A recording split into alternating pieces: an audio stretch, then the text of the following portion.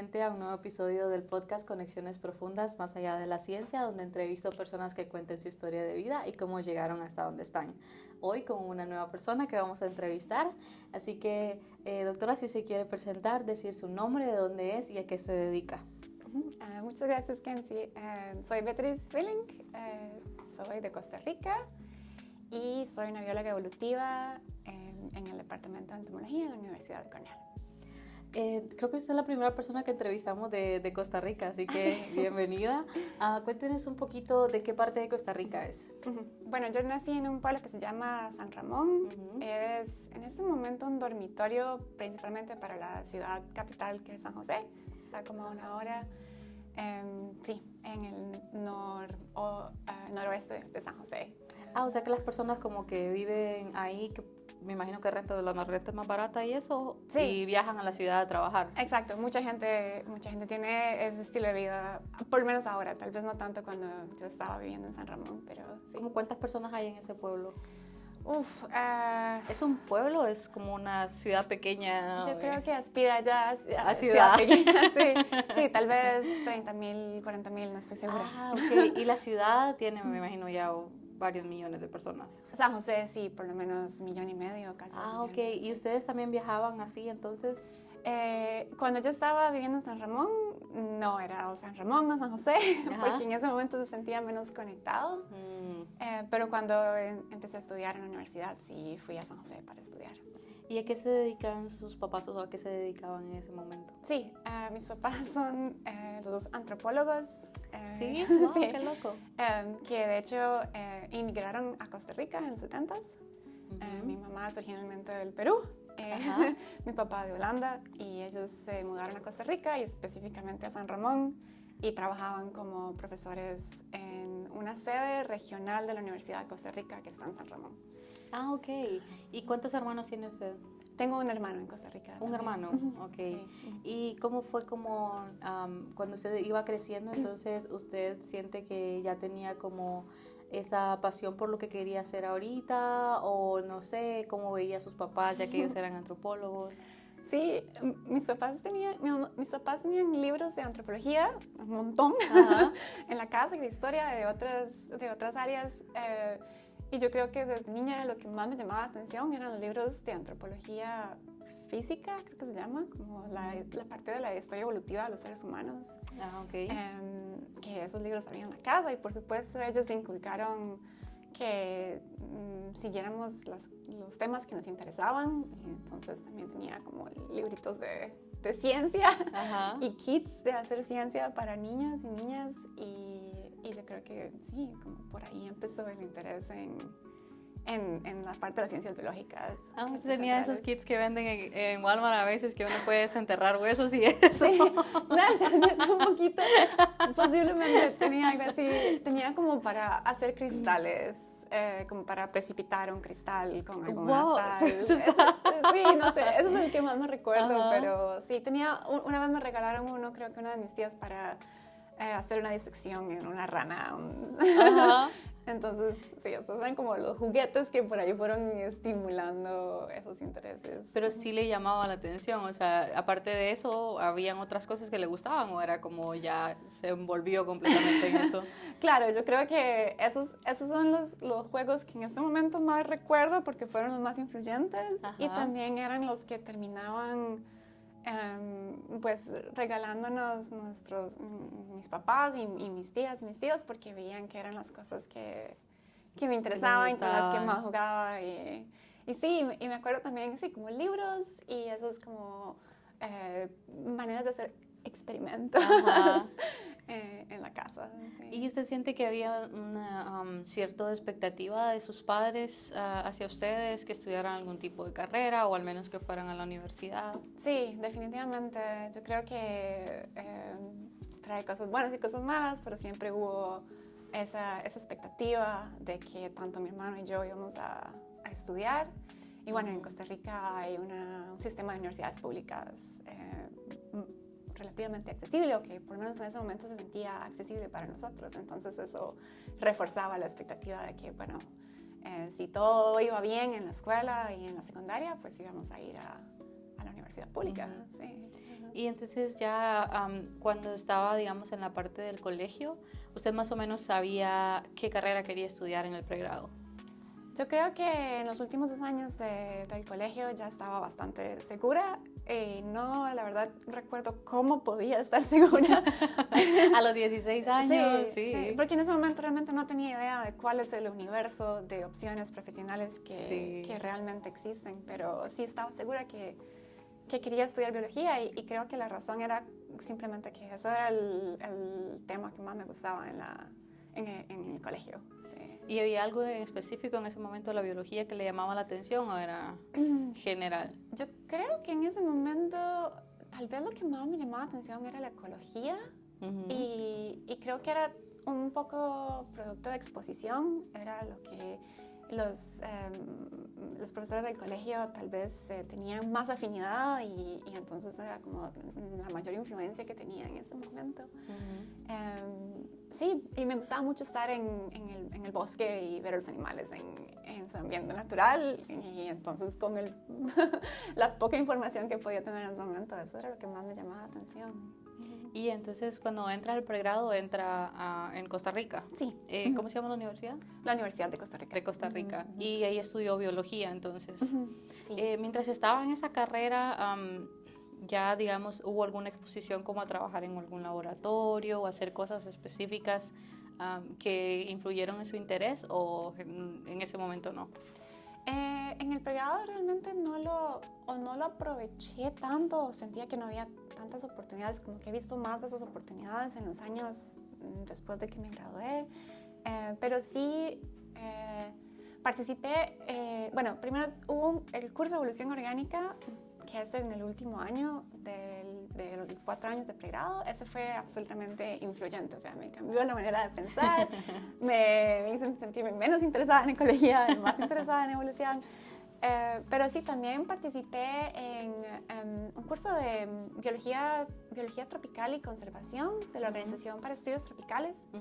Que ese curso tiene 2 opciones y hay una opción para estudiantes latinoamericanos que también fue transformadora porque es un curso muy práctico. Hacemos investigación en diferentes estaciones de campo en Costa Rica y se trata todo de hacer observaciones, formular preguntas científicas y colectar los datos, analizarlos y tratar de contestar esa pregunta. Y además participé como asistente en un proyecto de investigación de una persona que en ese momento era estudiante de doctorado en la Universidad de Nuevo México.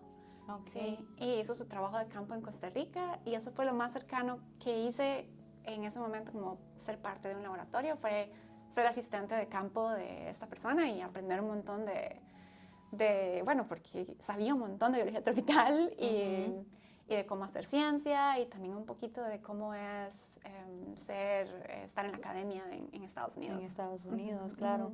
¿Y cómo entonces, eso, como digamos, después de usted aspiraba como a ser profesora de biología, ¿cuáles eran como sus metas a largo plazo basado en su carrera?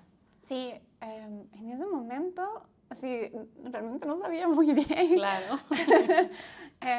Quería hacer en ese momento yo creo que yo quería ser algún tipo de científica de campo, basada en algún instituto principalmente haciendo investigación, pero no sabía si eso sería profesora o algún tipo de otra institución, no sé, que haga investigación. Y sí sabía que independientemente de qué ruta iba a tomar, quería hacer estudios de posgrado. Porque para hacer investigación, pues eso era lo que... Ok. Sí, o sea, sí sabía como que quería hacer un posgrado en ese momento. Sí. ¿Y cómo llega esa oportunidad? Entonces, ¿realizó como alguna pasantía o hizo algún tipo de trabajo que le permitió como tener acceso a un posgrado? Sí, justo después del bachillerato hice una pasantía que terminaron siendo 6 meses en el Instituto Smithsonian de Investigación Tropical en Panamá, que está bastante cerca. Sí, y que me expuso un montón otra vez a cómo es la comunidad científica que hace investigación en biología tropical de una manera más amplia de lo que había conocido en Costa Rica. Y Y sí, esa experiencia también fue transformativa. Tuve una mentora que realmente me expuso al mundo de la ciencia ya como una profesión. Y sí, bueno, y participé en investigación en esa pasantía y ella me impulsó a que fuera a una conferencia, a presentar un póster. ¿Ahí en Panamá? La conferencia era SIGBI, que es la Sociedad de Biología Integrativa y Comparativa. La conferencia fue en Estados Unidos, entonces fue también como esa manera de enseñarme a una comunidad más amplia y a la academia de Estados Unidos. Creo que hasta me ayudó a conseguir financiamiento para poder ir y ya después ya estaba segura que quería hacer el posgrado porque había sido una experiencia tan satisfactoria. Qué interesante, yo no sabía que Smithsonian tenía como esos, porque el Smithsonian es un, digamos, sistema de museos en los Estados Unidos que es enorme, los museos son preciosos, pero no sabía que ellos hacían como ese tipo de investigación en otros países. Sí, hay un instituto en Panamá que es como la rama de investigaciones tropicales, nuestra biología, en Panamá, y no sé si todavía existe. Bueno, tiene varias estaciones de campo en la costa atlántica, pacífica, en la zona del canal. Y en ese momento había una beca particular para estudiantes centroamericanos para hacer una pasantía de 3 meses. Entonces mi pasantía fueron 3 meses, financiamiento de esta profesora, Karen Workington, y los otros 3 meses por medio de esta beca especialmente diseñada para exponer a estudiantes de la región a la investigación que se hace por el Smithsonian. Y que es súper importante, ¿no? Porque lo que usted dice, eso como que si ya había como una idea en su mente de hacer un posgrado, como que eso ya abrió la mente aún más para decir si es lo que quiere. Claro, me dio esa experiencia, esa probadita de cómo iba a ser más adelante que realmente me motivó para hacer un posgrado. ¿Y cómo usted en ese momento ya sabía inglés?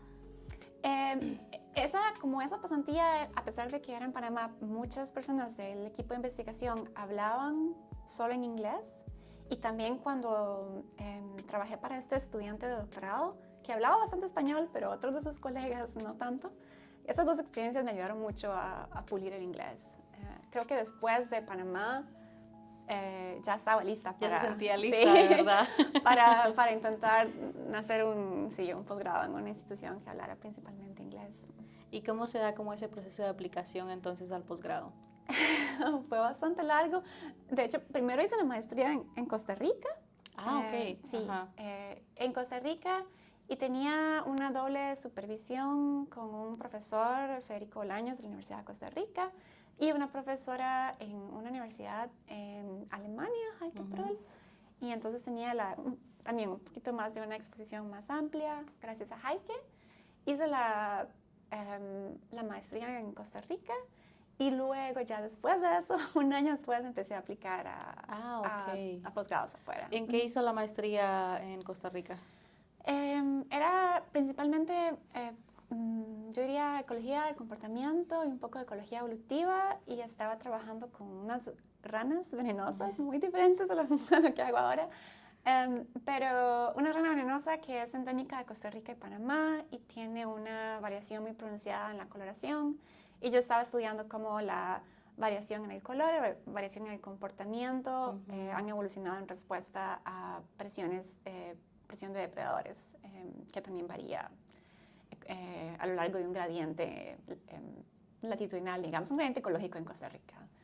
Sí. Qué interesante. O sea que, digamos, cuando estaba, ya cuando fue a la maestría, porque muchas veces los proyectos de maestría, o al menos a mí me sucedió que cuando estaba en maestría, yo empecé a trabajar en un cultivo que nunca había trabajado, me pasaron como cosas así, y tal vez no era específicamente lo que yo quería estudiar, pero en el sistema en general sí era lo que yo quería estudiar, que hablamos, por ejemplo, en mi caso, yo trabajo en enfermedades de plantas, entonces como que trabajé en una enfermedad, y como que a mí me gustaba mucho el estudio de las enfermedades, independientemente del cultivo.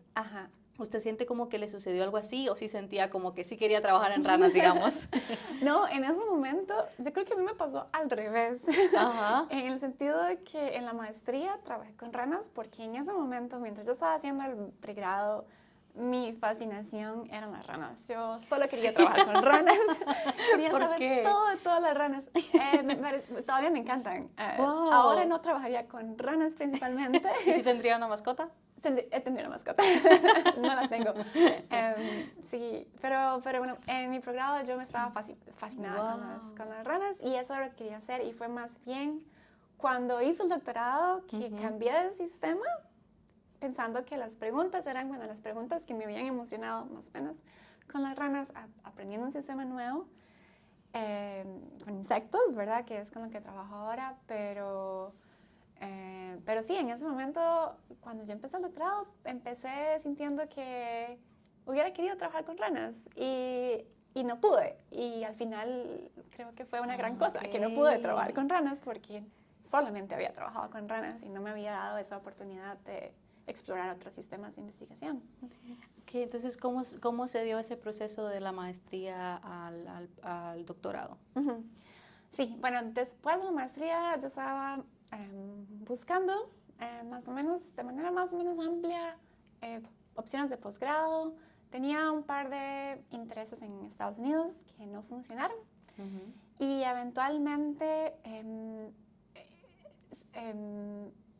escuché de este laboratorio en Suecia, bueno, encontré este laboratorio en Suecia que trabajaba con el profesor principal, el investigador principal, trabajaba con polimorfismos de color en libélulas. Y yo había trabajado con estos polimorfismos de color en ranas, entonces estaba interesada como en los mecanismos evolutivos que daban lugar a ese tipo de variación fenotípica. Y entonces dije, bueno, tal vez él esté interesado en supervisarme y yo trabajo con ranas, pero en su laboratorio haciendo uso de su conocimiento y su red de colaboradores. Y al final, al final fui con una combinación. Bueno, apliqué y él no tenía financiamiento, pero había financiamiento al que podía aplicar desde Costa Rica. Y fui con una combinación de financiamiento de Costa Rica, de Suecia y de una fundación privada.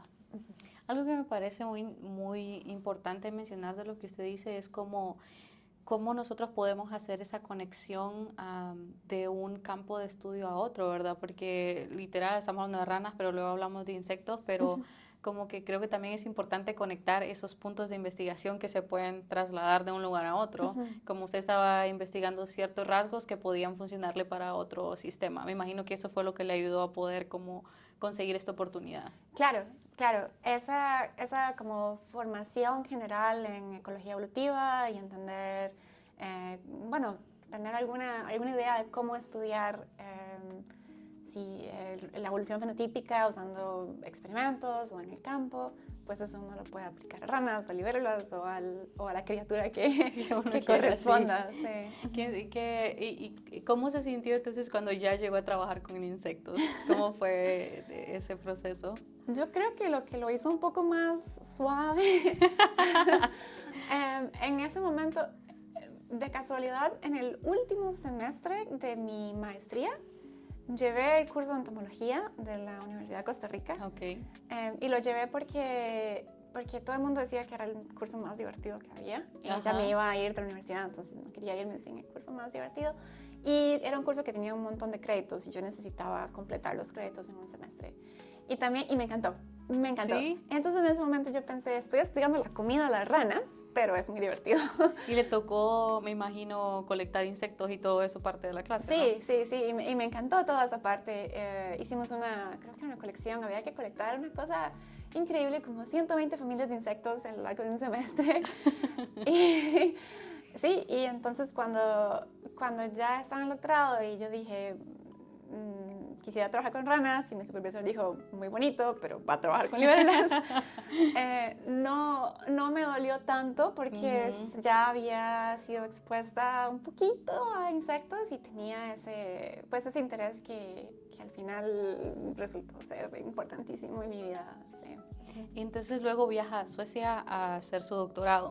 ¿En Suecia las personas hablan inglés? En Suecia, bueno, el idioma oficial es el sueco y todo el mundo habla sueco. Bueno, los residentes, la mayoría hablan sueco, pero la población es muy bilingüe. Casi cualquier persona en la calle te puede hablar inglés perfecto. y las instituciones son muy internacionales. Creo que en mi departamento, entre estudiantes de doctorado y postdocs, incluso profesores, tal vez el 50% tenían un idioma que no es sueco como su primer idioma. Entonces sí se sentía como una comunidad muy internacional y muy fácil comunicarse en inglés. Sí. ¿Cómo fue irse a vivir a otro país después de vivir solamente en Costa Rica? Yo sentí, bueno, muy emocionante al comienzo y tal vez podría ser un poco difícil establecer como nuevas relaciones, pero como era tan internacional, había otro montón de personas en la misma situación y eso lo hacía más fácil. Y Suecia es un país en el que es relativamente fácil mudarse, en el sentido de que ya hay una lista muy clara de todas las cosas que hay que hacer para funcionar. Y sí, fue lindo, fue una experiencia encantadora. Sí. ¿Y cuántos años estuvo ahí en Suecia? Estuve en Lund, que es en el sur de Suecia, casi 4 años y medio. Sí, para el doctorado, todo el doctorado. Ajá. Y entonces ya cuando estaba como en esa etapa del doctorado y lo iba a terminar, como que, ¿cuál era su mentalidad? ¿Qué quería hacer en ese momento? En ese momento yo estaba segura que quería regresar a Costa Rica y ser profesora en Costa Rica. Y de hecho tenía una parte del financiamiento que había recibido para el doctorado, tenía esa expectativa que iba a regresar a Costa Rica y trabajar ahí indeterminadamente. Y ese era mi plan y mi deseo en ese momento. ¿Y cómo cambió eso, digamos? Fue porque estabas aquí en Cornell. Obviamente no funcionó de esa manera como muchas veces es el caso. Y sí, bueno, una de las cosas que pasó durante el doctorado es que, bueno, primero me convertí más en una bióloga evolutiva. Me empecé a enfocar en preguntas cada vez tal vez un poco más abstractas, menos aplicadas. Me empecé a interesar más en... bueno, yo trabajaba como en ecología y comportamiento al comienzo, exploré un poco de filogenética y macroevolución, pero ya al final estaba más interesada en, bueno, están todos estos rasgos que tienen los animales que son súper interesantes de estudiar en el campo y por medio de filogenias, pero yo quiero saber qué hace que una rana o una libélula tenga este patrón de color o este. Entonces quería trabajar con genética y genómica.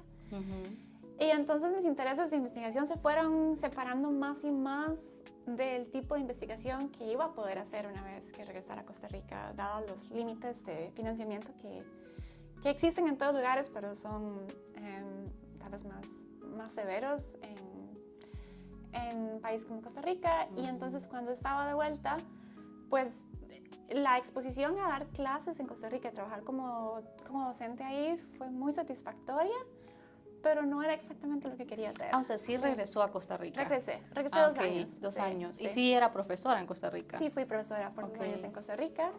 Y también no me sentía ni siquiera lista para ser profesora, porque apenas había terminado el doctorado. Entonces tenía ese sentimiento de que no me había formado completamente y estaba trabajando como docente, que me gustaba, pero no era exactamente lo que quería, y lo que quería no se sentía accesible desde esa posición. O sea, a mí me sorprende mucho el hecho de pensar cómo cuando uno está en su doctorado, ¿verdad? Cómo su mente empieza a cambiar y de repente lo que usted dice que nuestra pasión de repente regresar a nuestros países, pero cuando también vemos esas limitaciones cuesta. Y lo interesante es que usted sí regresó y dijo como que lo intentó y luego dijo aquí no puedo como continuar esta área. Sí.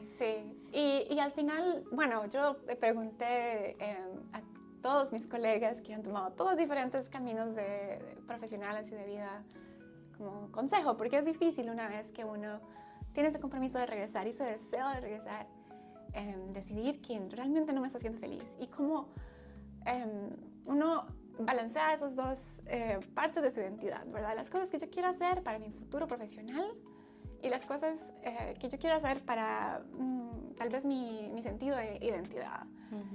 Y al final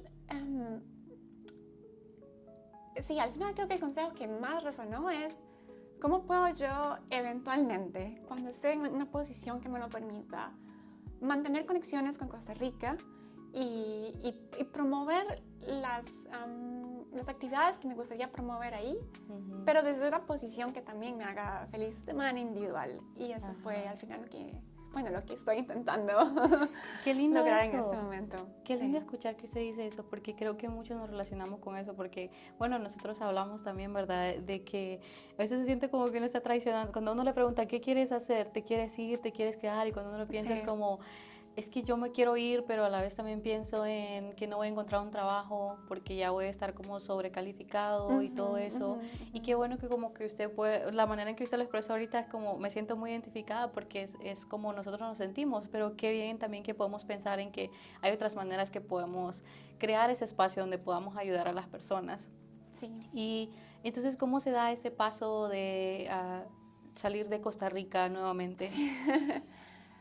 Bueno, la gran oportunidad que tuve es que en Suecia hay una beca postdoctoral para cualquier persona, abierta para cualquier persona que completó su doctorado en Suecia, independientemente de su nacionalidad de origen. Entonces, cuando yo regresé a Costa Rica y empecé a sentir este conflicto de intereses, escribí una propuesta para ese concurso y eso fue en 2019 que escribí la propuesta y a finales del año del 2019 recibí noticia de que había sido aprobada. Podía empezar el año siguiente, pero podía empezar creo que en marzo de 2020 y eso fue exactamente cuando empezó la pandemia. Entonces, y también quería sentir como que, porque en ese momento yo todavía decía, bueno, voy a hacer el postdoctorado y tal vez ahí decido. Todavía estaba como un poco tal vez de negación. Me quedé todo el 2020 en Costa Rica. Pude retrasar la fecha de inicio del postdoctorado y el único requisito de ese postdoctorado es que uno debe salir de Suecia. Entonces es financiado por Suecia, pero es principalmente para que la gente que tal vez es de Suecia o ha pasado toda su carrera en Suecia se exponga a otras comunidades científicas. Y en mi caso, pues yo no era de Suecia, pero sí había sido formada en Suecia y sí me serviría mucho tener exposición a otras comunidades científicas y traer un poco de ese aprendizaje a Suecia. Esa es como la idea del postdoc. Y entonces hice eso, hice un año en Suecia de postdoctorado, esta vez en Estocolmo, y luego el resto de ese postdoctorado lo hice en Singapur, que también es muy diferente. Wow, sí. De Suecia. Bueno, entonces ya consigue ese postdoctorado y se va a Singapur. ¿Cuánto tiempo pasa entonces de ese postdoctorado? En total iban a ser 4 años, iban a ser 3 años, terminaron siendo 4. Ah, ok. Sí. O sea que usted recientemente está aquí desde el 2023. Desde este año. Empecé en enero de este año en Cornell. Sí, ok. Cuéntenos entonces un poquito de qué pasó durante ese postdoctorado. Sí, bueno, en ese postdoctorado fue cuando tuve la oportunidad de aprender un poco más de genómica y como especializarme más en conectar los temas de evolución que había estudiado en mi doctorado con los mecanismos genómicos que subyacen los rasgos que había estudiado en el doctorado. Y estuve en Suecia un año, luego quería tener esa exposición a Singapur y trabajar con una profesora en Singapur a la que había admirado mucho desde mi doctorado. Y estuve en Singapur, un año y luego decidí tener un bebé. Entonces me embaracé y como estaba oficialmente financiada por Suecia, al final del segundo año, de lo que sería el segundo año en Singapur, el tercer año del postdoc, regresé a Suecia a tener a mi bebé y luego ya por eso fue que extendí el postdoctorado un año más. Ya cuando había tenido mi bebé y un poco antes de tener el bebé estaba pensando en qué va a pasar después y mientras estaba embarazada fue que apareció la oportunidad de entrevistar aquí en Cornell La primera entrevista la tenía programada para 2 semanas después de dar a luz. ¿En serio? Que me di cuenta que no iba a poder hacerlo. No sé por qué pensé que iba a poder. Creo que 2 o 3 semanas, una cosa ridícula. Le escribí al jefe del departamento y le dije, creo que no voy a poder. Y me dijo, tranquila, la posponemos para febrero.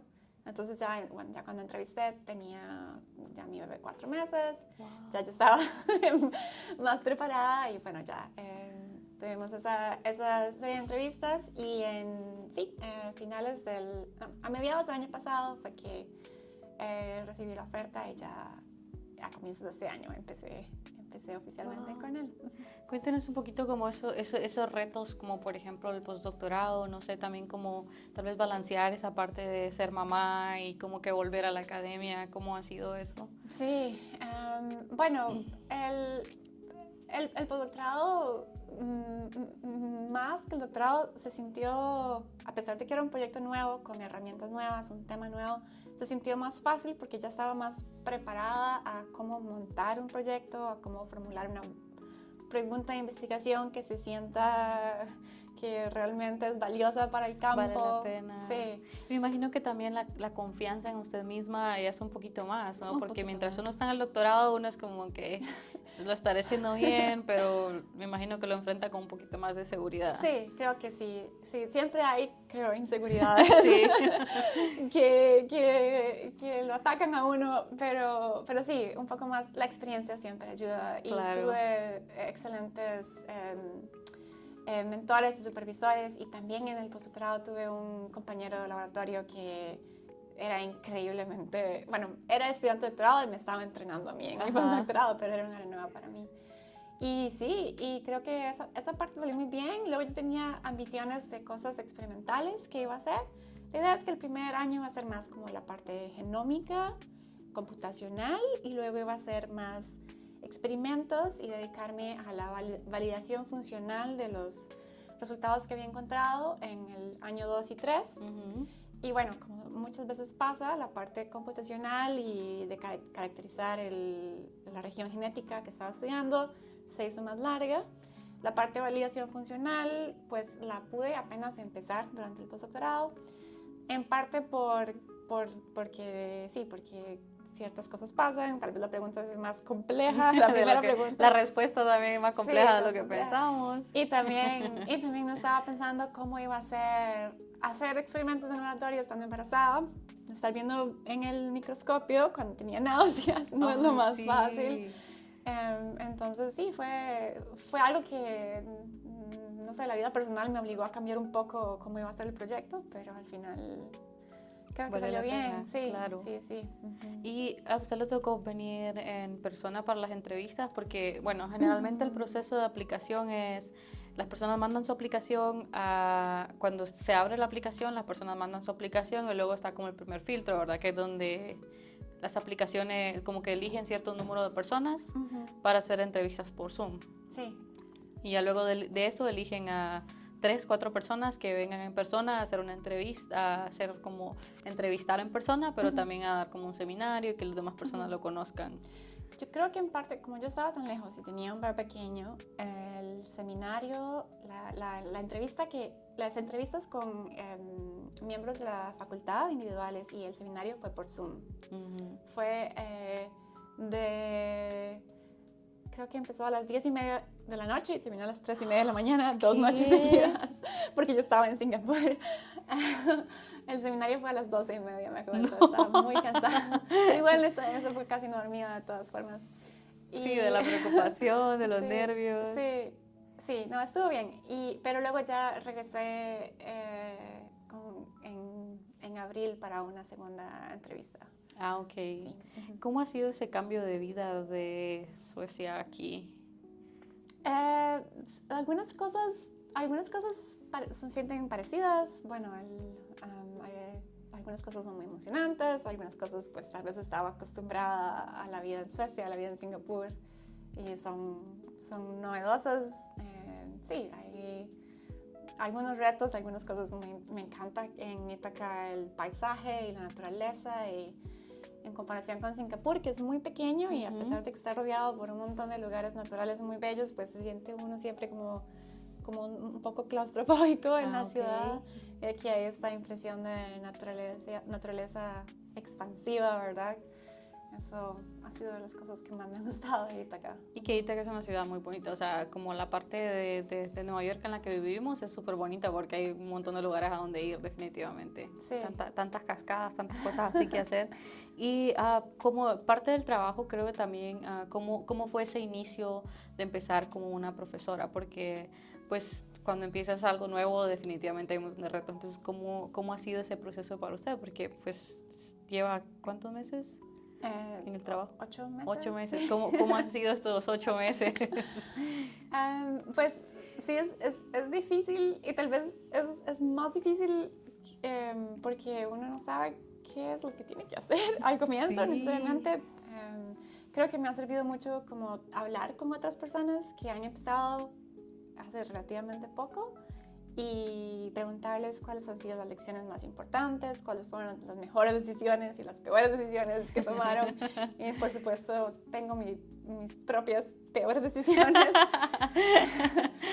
Para darle consejo, eso sí. Solo para darle consejo a la siguiente persona que venga, sí. Sí, sí, ha sido emocionante, ha sido estresante, pero creo que emocionante gana y lo más bonito ha sido como la experiencia de poder reclutar a un estudiante de posgrado y bueno, y sentir que se forma una pequeña, pues me hago parte de la comunidad aquí en el departamento, pero también se forma una pequeña comunidad con mi laboratorio. Sí, y eso me emociona mucho, como tener como estas interacciones con estudiantes y otras personas que están en el laboratorio, que están emocionadas de trabajar con esto, que a mí también me emociona, por supuesto. Claro. Sí. Y, por ejemplo, ahorita, como ya viendo lo que hablaba usted, ¿cómo siente o cómo cree usted que se va a ir dando como esta parte de crear este tipo de colaboraciones, por ejemplo, con su país, con países de Latinoamérica, como para poder crear esa red de apoyo? Sí. Bueno, de manera más inmediata, una de las opciones es por medio de simplemente comunicar oportunidades, oportunidades que tal vez no serían comunicadas a la comunidad en Costa Rica o que yo puedo ayudar a por lo menos transmitir la información, o oportunidades que yo puedo proveer en algún momento. Por ejemplo, cuando estaba reclutando a las estudiantes de graduada, de posgrado, que está en mi laboratorio en este momento, pues hice un esfuerzo de contactar a personas en Costa Rica para ver si había posibles candidatas o candidatos interesadas. Y cuando escucho de un trabajo o una pasantía, una beca, y veo que latinoamericanos son elegibles, pues tratar de pasar esa información a los contactos, porque uno dice, todo está en internet, pero es que una cosa es encontrarlo y que le llegue a la persona que está capacitada, que hay muchas en Costa Rica y le interesaría. Eso es como lo más inmediato, que no es muy estructurado. Otras maneras en el futuro podría ser participar en cursos que agrupen tanto estudiantes latinoamericanos como estudiantes de Cornell. Hay algunos cursos, por ejemplo, que hay aquí en Estados Unidos, a los que podría tratar de facilitar para que estudiantes de Costa Rica vengan, o cursos en Costa Rica, donde los estudiantes de Costa Rica también pueden ayudar a practicar sus habilidades como instructores, instructoras. En este momento, colaboraciones académicas también. Tengo en este momento colaboradores en Costa Rica y quiero seguir reforzando y expandiendo esa red para facilitar también la investigación que de los intereses que tenemos en común.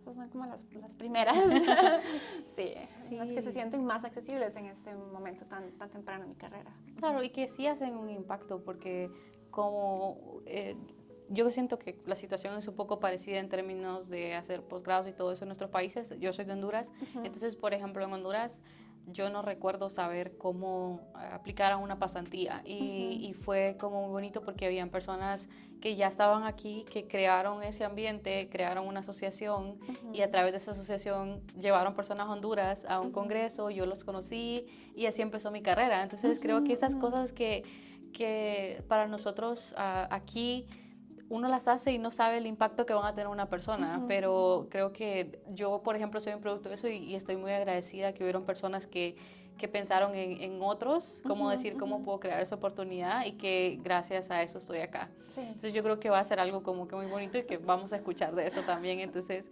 qué bien que usted tenga como esa meta. Y ya para terminar, siempre hago estas preguntas. ¿Cuáles son esos mentores que han marcado como su vida, ya sea de manera personal o de manera profesional? Había muchos mentores. Bueno, creo que la primera persona que para mí fue así como completamente transformadora fue Karen Workington, que fue mi mentora en Panamá, porque fue la primera persona que realmente, primero fue la primera mujer que vi realmente en una posición de liderazgo, en un ambiente que se siente un poco extraordinario, que tomó 4 años de estudiar para ver a una mujer en una posición fuerte de liderazgo en un ambiente científico que yo nunca había visto y que de manera subconsciente, creo, me hizo sentir que no era una posición completamente inaccesible para mí eventualmente. Y también me expuso a la academia y en el postdoctorado tuve un supervisor también que me apoyó de manera increíble también en toda la parte del embarazo y tener un bebé en medio proceso editorial de un artículo científico. Fue increíble. Christopher Wheat en Estocolmo. Realmente estaba ahí listo para lidiar con cualquier cosa que hubiera que lidiar en los momentos en los que yo no estaba disponible. Y en todo mi doctorado y postdoctorado siempre he tratado de aprender también de personas que veo como mentoras, pero están un poco menos alejadas, personas que tal vez están en otras postdocs o otras estudiantes de doctorado, o otras personas que simplemente veo como que tienen cualidades que de una buena manera quisiera imitar, como personas que no están tan lejos de las que puedo aprender. Y entonces he tenido así excelentes mentoras así a corta distancia. En mi doctorado, bueno, Natalie Feiner era una de una postdoc cuando yo estaba haciendo doctorado, Katie Ria. Sí, son los nombres que inmediatamente claro que se le vienen a la mente. Sí, pero son estas personas que he visto que tal vez como no están tan lejos, el paso se ve más corto y más accesible y que realmente le hacen sentir a uno que las metas se pueden cumplir. Sí. Qué bonito eso. Hay algo también que yo escucho, uno que usted dice que me toca mucho, es el hecho de que no importa como el título que esa persona tenga, todavía tiene algo que enseñarle. O sea, usted me decía, cuando era un postdoc, este estudiante de doctorado me enseñó algo. Sí. Y es bien importante valorar eso, ¿no? Que no importa el nivel en el que estamos, siempre podemos aprender algo nuevo de los demás. Absolutamente. Y eso se aprecia bastante. Y la otra pregunta es, ¿cuál es el legado que le gustaría dejar o cómo le gustaría ser recordada? Creo que, bueno, es difícil saber en este momento y es ambicioso incluso querer dejar un legado que incluya entender un poquito más o un poco a mayor profundidad un fenómeno natural real. Creo que no se trata de ser recordada yo, pero de que algo que no se entendía antes se entienda de una manera más profunda y más completa. Y eso es el punto de biología evolutiva, entender cómo funciona el mundo natural, de dónde vienen los organismos que tenemos ahora. Eso es lo que quisiera contribuir. Y que es bonito porque usted sigue estudiando como eso mismo, ¿no? Como esas mismas características, nada más que ahora no sé si mencionó en que trabaja en todo tipo de insectos o trabaja en... Por ahora estoy específicamente trabajando en libélulas y estoy estudiando específicamente rasgos que se expresan en hembras, Ujú. entendiendo cómo las interacciones entre machos y hembras, específicamente interacciones de comportamiento entre machos y hembras, moldean la evolución de los rasgos que son específicos de las hembras. De las hembras. Ok, qué interesante eso. Sí, yo le decía, por ejemplo, estaba platicando de que aquí cuando se va a Ítaca hay como un cartel de información que habla de cómo hay unos insectos que se reconocen las caras. Ah, sí. Entonces yo cuando leía su biografía yo decía, ¿será que es eso parecido como que hace que la cara de los insectos sea diferente? O sea, eso me pareció muy loco. Pero sí, súper interesante. Bueno, muchísimas gracias por su tiempo, de verdad. No sé si le gustaría decirle algo a las personas que nos están escuchando, algún mensaje que le gustaría dejarles. No, solo agradecerles por su tiempo y por su interés, y si hay estudiantes de doctorado o otros profesionales jóvenes, desearles todo lo mejor. Sí, muchas gracias por su tiempo, de verdad, lo apreciamos mucho y gracias a ustedes por llegar hasta aquí. Espero que hayan disfrutado esta entrevista, yo la disfruté muchísimo, la verdad, y espero vernos en un nuevo capítulo. Nos vemos.